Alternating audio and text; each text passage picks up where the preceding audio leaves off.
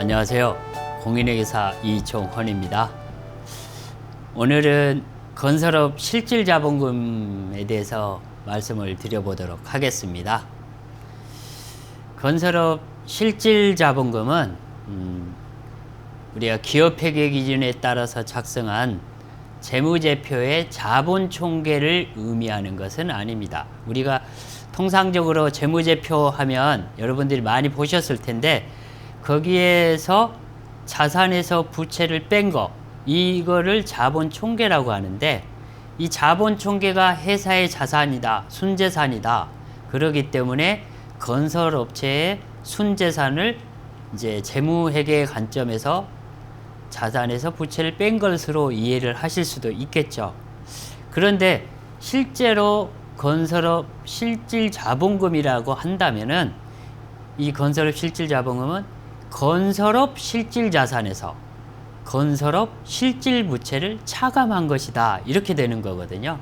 그래서 이제 첫 번째는 재무제표의 자본총계하고 다를 수 있다, 이런 게 의미가 있고, 또 하나는 실제로 이제 가끔씩 그런 걱정을 하시는 분들도 있어요. 모든 걸 예금으로, 예를 들어서 기준 자본금이 3억 5천인데 이 3억 5천을 예금으로 꼭 들고 있어야 되는 거냐, 이런 걱정을 하시는 분도 있는데 꼭 그런 의미도 아닌 거죠. 그래서 건설업 실질자본금은 조금 여러분들이 일반적으로 알고 있는 개념하고 좀 다르다라고 생각을 하시면 좋겠고요. 앞에 두 단어가 들어가 있지 않습니까? 크게 보면 건설업이라는 단어가 들어가 있고 실질이라는 단어가 들어가 있어요. 그러니까 재무제표의 자산 중에 실질이라는 단어를 충족하지 못하는 것들은 빠져야 되는 거, 즉 부실자산들은 빼야 되는 거. 두 번째는 건설업이 아닌 재산들은 빼야 되는 거. 이런 문제가 생기는 거죠. 그래서 건설업 실질자본금은 우리 재무제표의 자산총계와 다른 개념이고 반드시 은행 예금을 의미하거나 또는 매출채권만 의미하는 것도 아니다. 그런 걸 좀 알아주셨으면 좋겠습니다. 그러면 이거를 어떻게 계산해야 되는지 말로 표현해서 참 이해하기가 어려운데요. 저희가 한번 도표로 한번 찾아보도록 하겠습니다. 말로 표현하니까 좀 헷갈릴 수 있어서요. 실질자본금 계산 구조에 대해서 잠깐 말씀을 드리도록 하겠습니다. 이 서식은 법으로 정해져 있는 수식이 아니고요. 제가 만들어낸 표니까요. 참고 목적으로 봐주시고요. 실제로 이제 건설업체 기업진단 지침을 읽고 이해하기 어려웠던 부분은 이 숫자를 통해서 만들어내는데 쉽게 사용하실 수 있습니다. 일단은 제일 왼편에 보시면 여러분 회사가 작성한 재무상태표의 자산과 부채를 각 항목별로 열거를 해봤습니다. 그러면 이제 현금과 현금성 자산이 500이 있고 매출채권이 1,500이 있는 거죠. 그 다음에 이제 여기에서 예를 들어서 뭐 단기 대여금이 700이 있는데 이거 중에 부실자산이 300이다. 그러면 먼저 부실자산을 300을 차감을 해서 400을 만들고, 그 다음에 제3자한테 준 것은 겸업자산이다 라고 했을 때 다시 겸업자산을 400을 빼내는 거죠. 그렇게 되면 실제로 보면 회사의 재무상태표에 자산 단기 대여금이 700이라는 숫자가 있었는데 실질적으로 가니까 건설업 실질자산은 제로가 된 거죠. 즉 아무리 회사의 재무제표에 숫자가 있다고 하더라도 이거는 건설업 실질자산으로 인정을 못 받게 되니까 건설업 실질자본금이 그만큼 감소되게 되는 현상을 일으키는 겁니다. 그래서 저희는 제1단계로 건설업 실질자산을 구하고 두 단계로 건설업 실질부채를 구한 다음에 세 번째는 이 자산에서 부채를 뺀 건설업 실질자본금이 기준 자본금 이상이 되는지 이걸 확인하는 과정이라고 생각하시면 될 것 같고요. 그 다음에 각 항목별로 어떤 것을 부실자산으로 처리를 할 거냐 또는 어떠한 것을 겸업자산으로 처리를 할 거냐, 이 부분에 대해서는 추후 조금 이따 좀 더 상세하게 알아보도록 하겠습니다. 건설업 실질자본금을 계산을 할 때 각 계정 과목별로 요약표를 일단 먼저 말씀을 드리도록 하겠습니다. 이 요약표는 앞으로 이제 세부적인 사항들을 이해하실 때 좀 더 달라질 수도 있겠지만 그 요약표를 이해하시면 아마 이제 손쉽게 아무나 계산하실 수 있도록 한 겁니다. 일단은 예를 들자면 현금은 실제로 회사 자본 총계의 100분의 1 한도 내에서만 실질 자산으로 인정을 하고 자본 총계의 100분의 1을 초과하게 되면 실질 자산으로 인정이 안 된다. 즉 부실 자산으로 처리하게 됩니다. 근데 이제 유의해야 될 사항은 예를 들어서 현금은 전도금 계정, 건설업 사업체들이 많이 발생하는 현장 전도금을 포함해서 계산을 하게 되는 거죠. 그 다음에 예금은 여러분들 모든 정상적인 예금에 대해서는 다 실질 자산으로 인정하게 됩니다.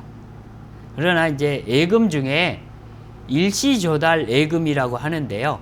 일시조달 예금, 이것은 말 그대로 어떤 단기간에 특정한 목적으로 외부로부터 조달된 예금이다, 이런 의미인데요. 이거는 어떻게 하냐면 결산일 이전에 겸업자산을 회수를 해서 결산일 이후에 다시 출금해 가는 것을 이제 일시조달 예금이라고 합니다. 이거는 부실자산 처리하도록 되어 있습니다. 즉, 이 일시조달 예금은 예금 통장에 잔액으로 찍혀 있겠지만 일시조달한 예금으로 확인되는 금액에 대해서는 잔액을 인정하지 않는다, 이렇게 보시면 될 것 같고요. 그 다음에 사용 또는 인출이 제한된 예금은 인정하지 않습니다. 근데 여러분 건설회사들 중에는 예금을 담보로 제공을 하고 특히 이제 건설공제조합이나 아니면 뭐 보증보험회사로부터 선급금 지급보증이라든가 공사 이행보증을 받는 경우가 있겠죠. 그럴 때는 비록 사용이나 인출 제한이 있다고 하더라도 는 건설업 실질자산으로 인정을 해줍니다. 그 다음에 유가증권은 예를 들어서 건설공제조합 출자금 또는 건설 관련 특수목적법인 지분증권은 실질자산으로 인정이 되는데 예를 들어서 비상장 주식은 겸업자산으로 처리를 하게 되는 거죠.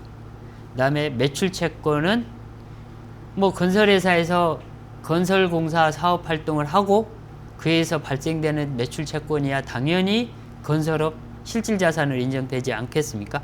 그래서 그런 것들은 걱정하실 필요가 없는데 단지 이제 염려스러운 거는 그 채권을 세금계산서 발행한 날로부터 2년간 회수하지 못하면 비록 그것이 실제로는 우리가 건설 관련 활동을 수행해서 발생된 채권이라고 하더라도 또 돈을 못 받은 고통을 여러분 회사가 당하고 있다고 하더라도 불가피하게 부실자산으로 처리하게 되고요. 다만 이제 예외적인 사유도 가끔씩 있습니다. 그 다음에 재고자산이 이제 제일 복잡한 편인데요.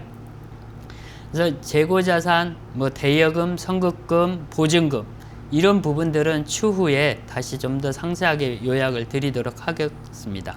그래서 여기에서 이제 실질자산으로 인정되는 부분들, 그 다음에 겸업자산으로 인정되는 부분들, 그 다음에 부실자산이 인정되는 부분들 이렇게 써진 것들은 이제 저희가 파악을 해보고 그것들을 아까 표대로 한번 작성을 해보시면 제일 유리하겠습니다. 자, 먼저 예금에 대해서 말씀을 드려보도록 하겠습니다.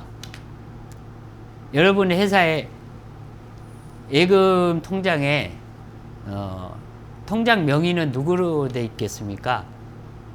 남의 회사 이름으로 되어 있는 통장이 자기 회사 거라고 주장하는 거는 도둑놈 심보지 않습니까?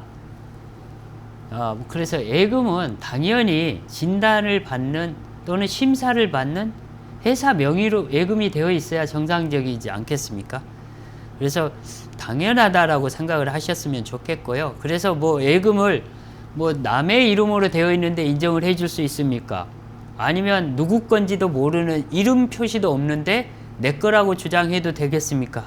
이런 질문을 던진다는 거는 그 상식에 어긋날 수도 있지 않겠습니까? 그러니까 그런 거는 별로 될 가능성이 없다고 이해를 해 주셔야 될 것 같고요. 그래서 예금에 대해서는 제일 신경 써야 될 포인트는 두 가지입니다. 아까 말씀드렸듯이 일시조달 예금이라는 것, 질권이나 사용 제한이 걸려 있는 예금, 이 두 가지 포인트에 대해서 유의를 해야 될 것 같습니다. 그래서 제일 걱정되는 거는 이제 일시조달 예금이라는 게 아마 여러분들한테는 좀 가장 헷갈리는 부분일 거예요. 일단은 일시조달 예금이라는 거는 아무래도 여러분들 회사에 가지급금이 있는 경우 조금 그거하고 좀 같이 연계해서 이해를 하셔야 될 것 같습니다. 일단은 여러분들 많이 들어보셨을 거예요. 대표이사에 대한 대여금 또는 가지급금은 건설업 실질자산으로 인정되지 않는다. 이런 말씀 제가 드렸었고 여러 주변에서도 많이 들어보셨을 겁니다. 대표이사 가지급금 대여금이 12월 31일 재무제표에 남아 있으면 이게 아무리 많아도 건설업 실질자산으로 인정이 안 되니까 건설업 실질자본금이 없는 거죠. 그래서 어떻게 하냐면 예를 들자면 12월 20일 날 대표이사 가지급금을 회수를 합니다. 회수를 했다라는 거는 회사 예금이 생기고 가지급금이 없어지는 거죠. 그러면 12월 31일 때 재무제표를 작성하시면서는 예금 잔액이 늘어나 있는 거고 가지급금은 없는 거죠. 이렇게 해서 재무제표를 작성을 하셨다가 다시 1월 3일 날 이제 출근하셔가지고 다시 예금을 인출을 해서 대표이사한테 가지급금을 주는 겁니다. 그러면 실질적으로 보면 회사에 예금으로 있었던 기간은 작년 12월 20일부터 그 다음 연도 1월 3일까지 한 15일 이제 그 15일 정도만 남아 있는 거죠. 그런데 그렇게 하면 건설업 실질자본금을 인정을 받을 수가 있다고 가정을 하면 어느 회사가 그런 장난을 안 하겠습니까? 그래서 이런 것을 저희들이 일시조달 예금이라는 표현을 써서 이런 행위를 방지하고자 합니다. 즉 가지급금이나 이런 겸업자산, 부실자산을 회수를 해가지고 60일 이내에 다시 그 부실자산이나 겸업자산에 사용하는 경우, 이러한 경우는 일시조달 예금이다 라고 해서 예금 잔액으로 인정하지 않는 것을 의미합니다. 그래서 여러분들이 가지급금을 회수했거나 부실자산을 회수했다면 항상 유의해야 될 것은 60일 이내에 재인출해서는 안 된다. 그리고 또 재인출하지 말라고 하니까 여러분들 가끔씩 그러는 분도 있어요. 뭐 이거 돈은 아무 데다도 쓰지 말라는 뜻이냐, 단돈 1원이라도 써가면 안 되냐, 이런 뜻으로 오해하시는 분도 있어요. 그런 뜻은 전혀 아닙니다. 즉 가지급금을 회수했다고 하더라도 회사의 외상 매입금을 갚는다든지 또는 종업원들, 근로자들 월급을 준다든지 또는 세금을 낸다든지 이렇게 정상적인 형태로 사용하는 데는 아무런 제한을 두지 않습니다. 그래서 그런 것들은 일시조달 예금이 아니고 오직 어디에 쓰지 말라라고 이해를 하시면 되냐면 부실자산이나 겸업자산에 사용하지 말라, 이렇게 이해를 하시면 좋겠습니다. 그래서 이 일시조달 예금에 대해서는 이해를 하셨으면 이렇게 좋겠고요. 다음에 아까 사용제한 예금에 대해서 말씀을 드렸죠. 사용제한 예금은 건설공제조합이나 서울보증보험 뭐 이런 보증보험회사한테 이행보증이나 선급금 보증을 받는 경우에는 상관이 없는데 다른 목적, 즉 거래처가 또는 사채업자한테 돈을 빌리는 과정에서 사용제한이 걸린 경우, 이런 경우에는 그것들은 겸업자산으로 해서 실질자산으로 인정이 되지 않는다. 이렇게 이해를 해 주셨으면 좋겠습니다. 그 다음에 유가증권에 대해서 잠깐 설명을 드리도록 하겠습니다. 유가증권에 대해서는 첫 번째 제일 중요한 것 이슈 중에 하나는 건설업체 기업진단 지침을 읽어보시면 유가증권은 원칙적으로 건설업 재산으로 인정하지 않는답니다. 원칙적으로 인정이 되지 않고 예외적으로 인정하는 사례는 규정에서 열거하고 있는 경우뿐입니다. 즉 진단지침에서 열거하지 않은 것들은 무조건 안 된다고 생각을 하시면 되거든요. 그래서 내가 인정받을 수 있는 것 딱 제한되어 있다라고 생각을 하시고 그 제한되어 있으니까 내가 움직일 수 있는 여력이 없다고 생각을 하셔야 됩니다. 그래서 가장 여러분들이 알아서 이제 공제조합 출자금은 인정이 된다라는 이야기를 많이 들으시니까 가끔씩 이런 분들도 있어요. 뭐 건설산업 혁신협동조합 출자금 또는 뭐 다른 뭐 땡땡땡 출자조합 뭐 협동조합 출자금 이런 걸 가지고 이걸 매입했다고 해서 유가증권으로 인정해 달라는 사례가 있는데요. 실제로 그런 협동조합들을 의미하는 것은 아닙니다. 여기서 말한 출자금이라는 것은 건설과 관련된 공제조합의 출자금을 한정해서 이해를 하시면 좋겠습니다. 그 다음에 비상장 주식, 즉 다른 회사의 주식은 기본적으로 인정이 안 되는 거거든요. 비록 예를 들어서 다른 회사가 건설업을 하고 있는 회사다라고 하더라도 그 회사의 주식을 갖고 있는 것은 건설업 실질자산으로 인정되지 않습니다. 그 다음에 해외에다가 무슨 회사를 하나 만들었다, 건설업 회사를 하나 만들었다, 이런 경우에도 인정되지 않습니다. 그래서 비상장 주식에 대해서 여러 가지 형태로 고민을 하셔가지고 무슨 출자 예치금, 납입 확인서, 예치금, 뭐 매매 증서, 뭐 이런 걸 가지고 사오셨다고 이걸 제출하시는데요. 이거는 안 된다라고 이해를 하시면 좋을 것 같고요. 그 다음에 상장법인 주식도 증권회사에 가셔가지고 매매용 증권 계좌에 따라서 그 계좌를 열고 거기에 대해서 오픈돼서 거기에서 잔고증명서를 잔액증명서를 가지고 오시면 이 상장법인 주식이 인정이 될 수 있는데 상장법인 주식도 뭐 실물을 카피해 가지고 오셔가지고 이것도 상장회사 주식인데 인정해 달라 이렇게 말씀하시는 것도 인정 사례가 없습니다. 그래서 그 유가증권은 가장 기본적으로 내가 인정받을 수 있는 사례가 매우 제한되어 있다. 그래서 제한된 사례에 대해서만 인정되고 다른 뭐 법에서 인정하지 않는 어떤 특정한 몇 가지 케이스를 빼고는 전부 다 부인되니까 인정 못 받는다고 생각하실 가능성이 크다, 이렇게 말씀드릴 수 있겠습니다. 그다음에 매출채권에 대해서 잠깐 말씀을 드리도록 하겠습니다. 매출채권은 뭐 도급공사에 따른 도급공사 미수급 또는 뭐 분양하신 분 같은 경우는 분양 미수급, 이걸 매출채권이라고 합니다. 매출채권은 회사의 정상적인 영업활동에서 발생한 것입니다. 그래서 건설회사가 직접 도급공사를 하거나 또는 분양해서 가지고 있는 미수금 채권, 이 매출채권은 당연히 건설업 실질자산으로 인정을 받으실 수 있습니다. 그래서 뭐 이걸 너무 걱정하실 필요가 없는데요. 단지 한 가지는 이제 2년 이상이 세금계산서를 발행한 날로부터 2년 이상 회수하지 못하면 부실채권으로 간주될 수가 있습니다.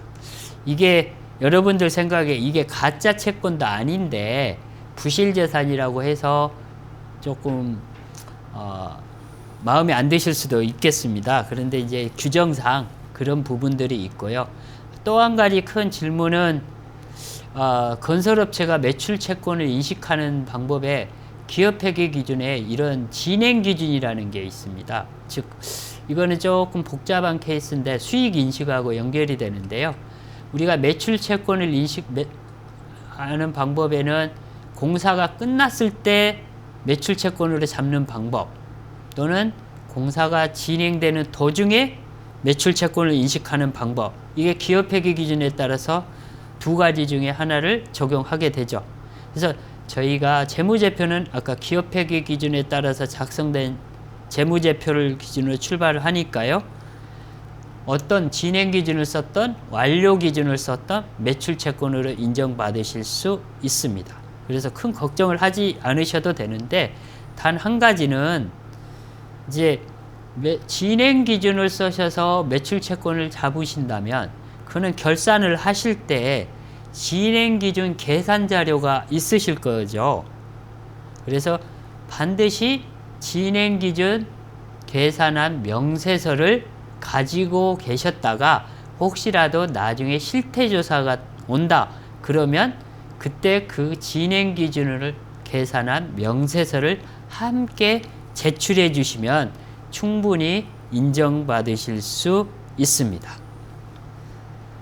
그 다음에 혹시라도 매출 채권 중에 대물 변제로 받는 경우가 있습니다. 즉 저희가 아파트나 또는 상가를 시공해 주고 그 공사 미수금을 현금이나 예금으로 받지 못하고 아파트 현물로 받아온다든지 또는 상가 현물 또는 해운권 뭐 이런 걸로 받아오시는 경우가 있습니다.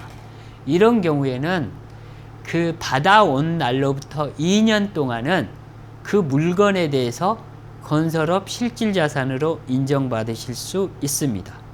여기서 이제 저희가 오해가 생길 수 있으니까 조금 더 명확하게 정리하자면요. 저희가 예를 들어서 2년 전에 세금 계산서를 발행을 해서 매출 채권이 발생을 했습니다.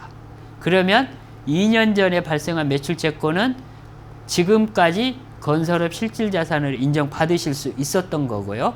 올해 예를 들어서 이걸 다시 현물로 가지고 왔습니다. 그러면 이제 매출 채권은 없어지고 현물 자산이 생기는 거죠. 이 현물도 앞으로 2년간은 실질 자산으로 인정받으실 수 있다라고 이해를 하시면 좋겠습니다. 그러면 최대로 따진다면 약 4년이 되겠죠. 건설업 실질 자산으로 인정받을 수 있는 기간이요. 마지막으로 이제 대물 변제와 관련돼서 또 한 가지 유의사항이 하나 있습니다. 대물 현물로 가지고 오는 채권은 반드시 매출 채권이어야 됩니다. 가끔씩 이런 경우가 있어요. 대표이사 가지급금, 대표이사 대여금을 이 대여금 채권을 현금이나 예금으로 회수할 수가 없으니까 예를 들어서 대표이사가 가지고 있던 상가나 아파트를 대물로 가지고 옵니다. 그러면 똑같은 상가나 아파트가 회사에 현물로 들어왔지만 이 현물에 대해서는 매출 채권이 아닌 대여금 채권을 대물 변제로 한 거니까 이런 경우에는 실제로 건설업에 사용하고 있지 않으면 인정되지 않습니다. 그래서 똑같은 대물 변제라고 해서 모든 것이 인정된다고 오해하시면 안 되겠습니다. 그 다음에 재고자산에 대해서 잠깐 말씀을 드리도록 하겠습니다. 건설회사의 재고자산은 종류가 좀 복잡할 수도 있습니다. 첫 번째는 건설회사가 크게 도급공사를 하는 경우가 있고 자가 분양공사를 하는 경우가 있기 때문에 건설회사의 특징에 따라서 재고자산의 구성 내용이 조금 달라질 수 있습니다. 그래서 조금 사업활동하고 나눠서 제가 살펴보도록 하겠습니다. 원재료라고 하면 뭐 시멘트나 뭐 창틀 뭐 이런 것들이겠죠. 이런 원재료는 뭐 도급이나 분양이나 똑같이 다 발생할 수 있는데 이 원재료들은 기본적으로 우리가 건설 사업에 사용할 수 있기 때문에 건설업을 영위하는데 필수적으로 수반돼서 필요한 것들이기 때문에 저희가 건설업 실질자산으로 인정하실 수 있습니다.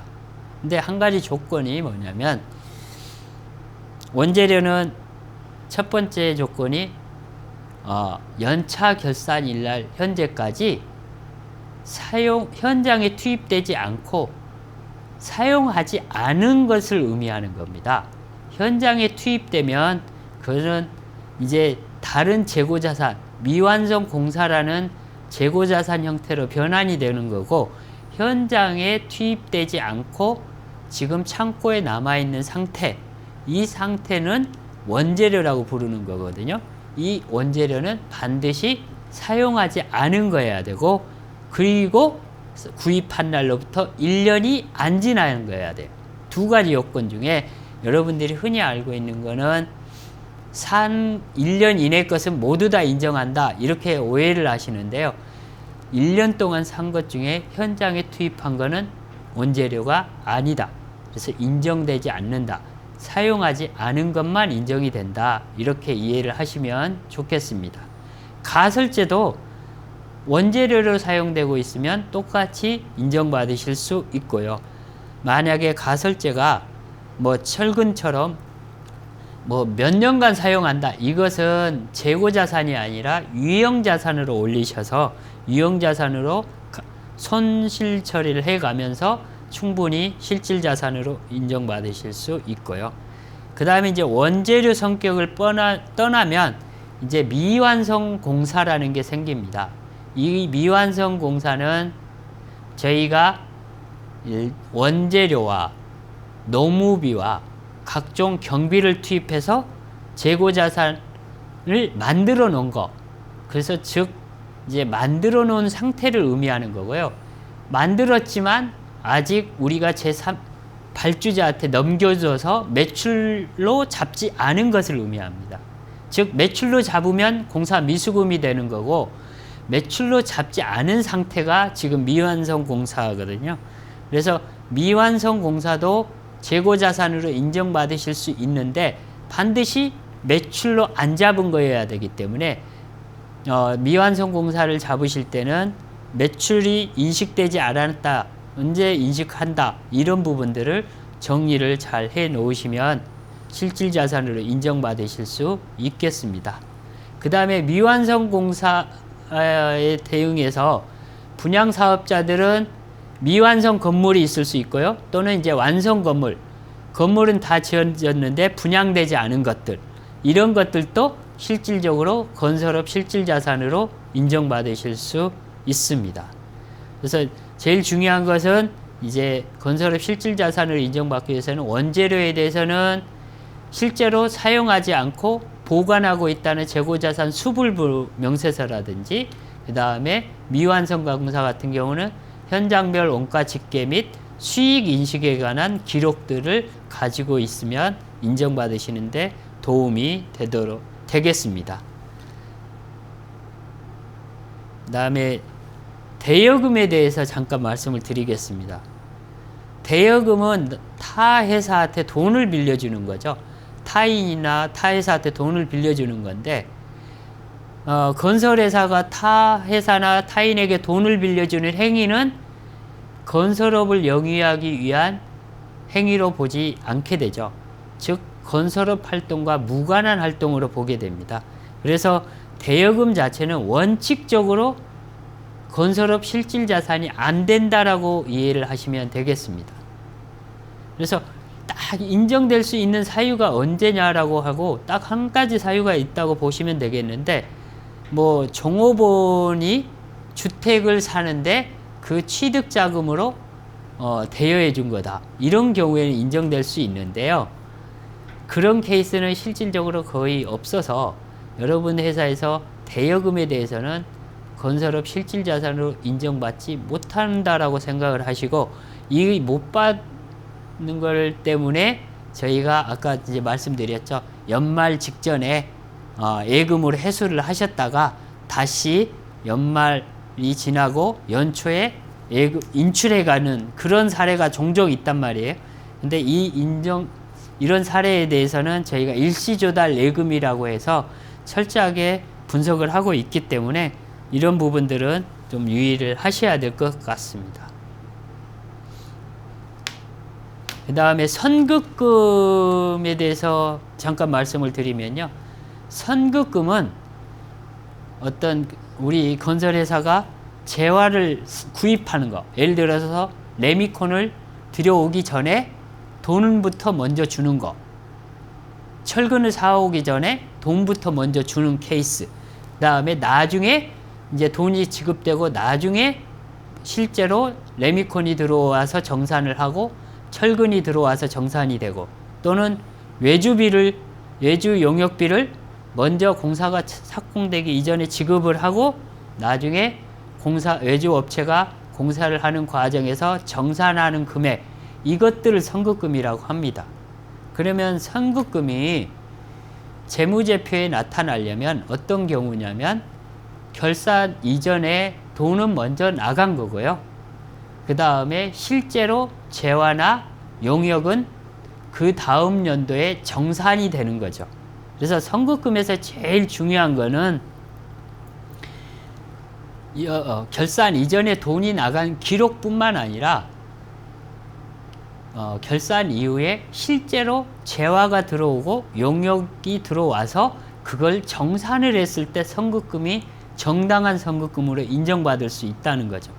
그래서 정산하지 않는 선급금은 장기간 정산하지 않았다. 이거는 선급금이 원래 정산이 되어 있는데 재무제표에 반영하지 않은 케이스가 될 수도 있겠죠. 두 번째는 재화나 용역이 돈이 다 그러니까 재화나 용역이 들어왔는데 그때 돈도 줬는데 이걸 선급금으로 잡는 경우도 있겠죠. 예를 들어서 대부분 일용직 노무자들을 급여를 한 달에 한 번씩 지급하지 않습니까? 그래서 일용직 근무자들한테 월급을 다 줬는데 그걸 선급금으로 기록한 경우, 그거는 일용직 노무자들의 노무 용역이 실제로 제공이 됐기 때문에 그거는 선급금이 아닌 거죠. 그래서 선급금은 반드시 그 다음 연도에 정산 자료가 구비되어야만 정상적인 선급금으로 인정받으실 수 있다. 이렇게 이해를 해 주셨으면 좋겠습니다. 보증금인데요. 보증금은 크게 이제 저희가 사무실 같은 보증금이 있을 거고, 사무실이나 숙소 같은 부동산 보증금, 또 다른 보증금은 이제 뭐 사소하게 조그마한 것들이 있을 거고, 나머지는 이제 차량을 구입하실 때 뭐 캐피탈 회사한테 들어가는 보증금, 이런 것들이 있을 겁니다. 일단은 기본적으로 부동산과 관련돼서는 저희 사무실 보증금들은 뭐 실제성이 인정이 되면 저희가 인정받으실 수 있고, 숙소도 인정받으실 경우가 많은데, 숙소는 현장이 철수가 되면 그 숙소도 빼야 되니까 통상적으로 저희가 살펴보면 금액이 크지 않거든요. 그래서 숙소에 대해서는 뭐 인정받는 데 큰 문제가 없을 것 같은데요. 그 다음에 이제 저희가 통상적으로 뭐 이상한 보증금들이 많죠. 그것들은 이제 법률적인 계약 관계라기보다는 뭐 공사 이행 보증금, 또 다른 보증금 이렇게 들어가 있는데, 이런 부분들은 어떻게 보면 상당수가 대여금일 가능성이 높습니다.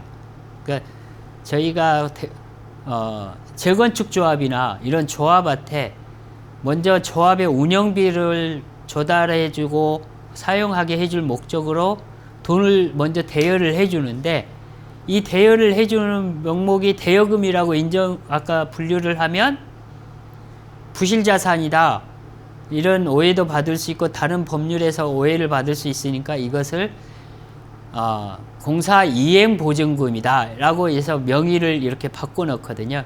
근데 저희들이 예상한 거는 이런 부분들은 이제 실질적인 목적이 대여행위다라고 간주될 수가 있기 때문에, 이런 부분에 대해서는 같은 보증금이라고 하더라도 실질 자산으로 인정받으시지 못할 가능성이 높다, 그렇게 이해를 하시면 좋겠습니다.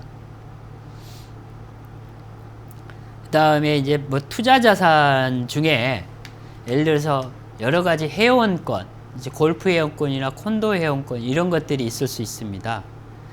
일단은 콘도 회원권이나 골프 회원권은 종업원들이 직접 쓰고 또는 우리 회사의 영업 목적으로 접대에 쓰고 있다고 하더라도 이거는 실질 자산이 아닌 겸업 자산으로 분류하도록 되어 있습니다.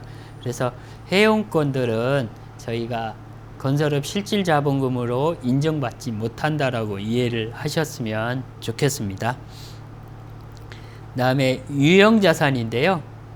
유형자산은 기본적으로 회사 사옥을 갖고 계시거나 회사에 직기비품 건설기계가 있는 것들은 저희가 소유권 여부를 판단을 해서 저희가 그것들을 실질자산으로 인정을 해 드릴 수 있는데요. 한 가지는 유형자산은 많은 사람들이 임대에 쓰고 있을 수 있죠. 이제 저희가 사용하는 사옥을 일부 임대하는 경우도 있는데, 예를 들어서 상가나 뭐 오피스텔을 저희가 사용하지 않는 오피스텔을 상가를 구입해서 그거를 보유하고 있으면서 임대 사업에 사용하시는 경우가 있습니다. 그래서 임대 사업에 사용하시는 경우에는 그거는 임대용 자산으로서 겸업 자산이지 건설업 실질 자산으로 분류되지 않을 수 있습니다. 가끔씩 이제 이런 문제가 생기죠. 건설업 실질 자본금과 관련해서 회사가 사업을 잘해서 많은 돈이 생겨가지고 그것들을 이제 건설업에 사용하기에 남는 잉여 자금들을 예를 들어서 상가나 오피스텔, 호텔 이런 데 투자를 해서 보유하고 계시면서 그걸 임대에 쓰는 경우죠.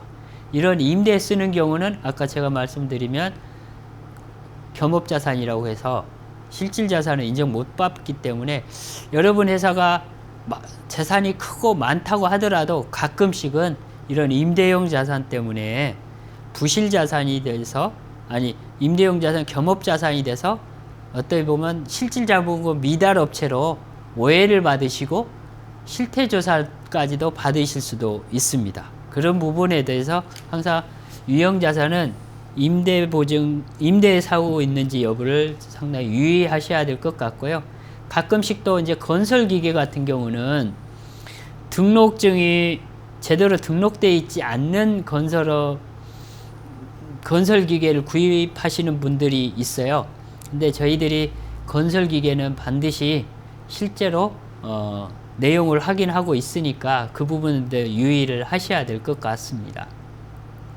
여기서 이제 부채하고 자산하고 차이를 잠깐 말씀을 드릴게요. 저 처음으로 잠깐 되돌아가 보면 아까 건설업 실질 자산은 자산에서 부채를 뺀다라고 했습니다.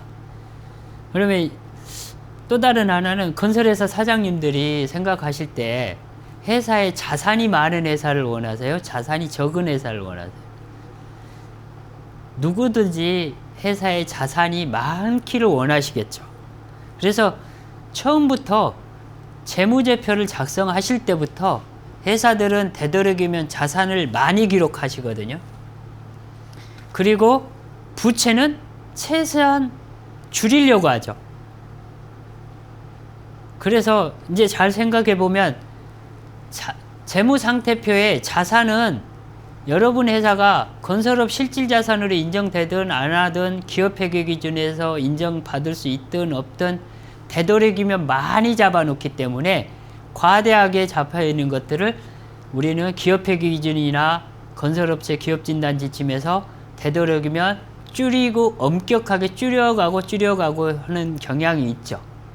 그래서 대부분 읽어보시면 자산은 없는 것을 넣어준다 이런 의미가 아니고 있는 것을 없애겠다 이런 접근 방법을 택하게 되고요.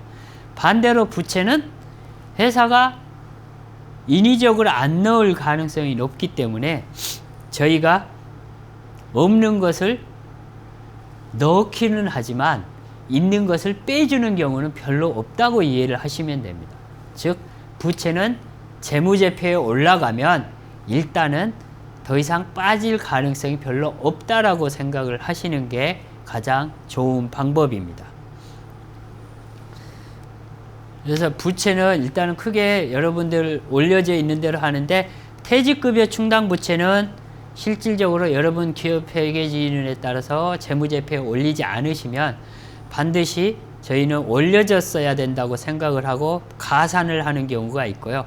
여기서 이제 제가 마지막으로 겸업자산에 대해서 겸업자산과 겸업부채에 대해서 설명을 드릴 텐데 부채 중에 저희가 빼줘야 되는데 빼주지 못하는 경우가 저희가 잘 빼는 걸 잘 모른다고 했지 않습니까?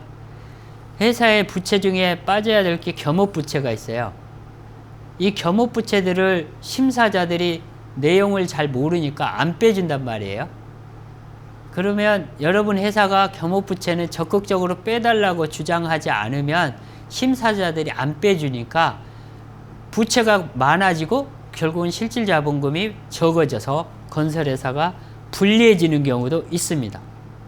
그래서 자산은 심사자들이 적극적으로 빼니까 그 빼는 것을 여러분 회사가 방어해야 하는 입장을 취하시는 거고, 부채는 심사자가 잘 안 빼주니까 적극적으로 빼달라고 할 때 그 겸업부채를 빼달라고 해야 되니까 겸업부채가 있는 건지 한번 항상 유의해서 살펴보실 필요가 있겠습니다. 자, 겸업자산에 대해서만 잠깐 말씀을 드리겠습니다. 자, 겸업자산과 겸업부채에 대해서 잠깐 말씀을 드리겠습니다. 크게 건설회사는 다시 나누어 보면 순수하게 건설업만 하는 회사가 있을 수 있고요. 건설업 위에 다른 사업도 하는 회사가 있을 수 있습니다. 첫 번째는 건설업만 하고 있는 회사는 대부분이 이제 겸업이라는 말에 익숙지 않겠죠. 근데 건설업만 하는 회사들 중에 이제 어떤 것이 있었냐면 자금을 빌려주는 행위, 즉 대여 행위 또는 비상장 주식에 투자하는 행위, 이런 것들은 저희가 무슨 건설업을 하는 것이 아니다라고 보고 있습니다. 그래서 특정한 자산에 대해서 겸업자산으로 빼내도록 되어 있었던 거죠. 그래서 여러분 건설회사다, 우리는 순수하게 건설업만 영위하는 회사다라고 하더라도 대여금이라든가 이런 것들은 겸업자산이라고 해서 빼도록 되어 있고요. 두 번째는 건설업 외에 예를 들어서 제조업을 하는 회사라고 하죠. 그러면 제조업이라는 겸업이 생긴 거죠. 이런 회사들은 이제 재무제표는 회사 단위로 작성을 하기 때문에 예를 들어서 매출채권도 건설업 매출채권이 있을 수 있고 제조업 매출채권도 있을 수 있습니다. 그 다음에 매입채무도 건설업 매입채무도 있을 수 있고 건설업 위에 매입채무도 있을 수 있습니다. 그래서 이 자산들과 부채를 한 번 더 나누어야 됩니다. 부실자산 빼고 또는 겸업자산이라고 하는 단어에 써있는 거 빼고 어떤 것들이 있냐면 순수하게 제조업이라든가 이런 겸업하고 직접적으로 관련되어 있는 것들은 항상 겸업자산으로 별도로 분류를 하셔야 되고요. 뭐 분류하기가 어려운 것들에 한해서 이제 안분하는 비율대로 계산해서 가는 경우가 있습니다. 그래서 이 겸업자산은 상당히 어려운 내용이니까 혹시라도 겸업을 하시는 분들은 아까 기업진단 보고서라든가 이런 것들을 통해서 외부 전문가로부터 도움을 받는 것들이 꽤 많이 필요하다고 생각이 됩니다. 오늘은 건설업 실질자본금 계산에 대해서 계산 구조와 각 개별 항목의 내용에 대해서 개략적으로 살펴보았습니다. 여러분들의 의문사항을 충분히 해소할 수 없었을 것인데요. 이런 부분들은 그냥 포괄적으로 이해하시고 전반적으로 향후에 좀 더 노력을 하시는 과정에서 도움이 될 거라고 생각을 하고요. 오늘 이 시간 잘 들어주셔서 정말 감사합니다. 다음에 뵙겠습니다.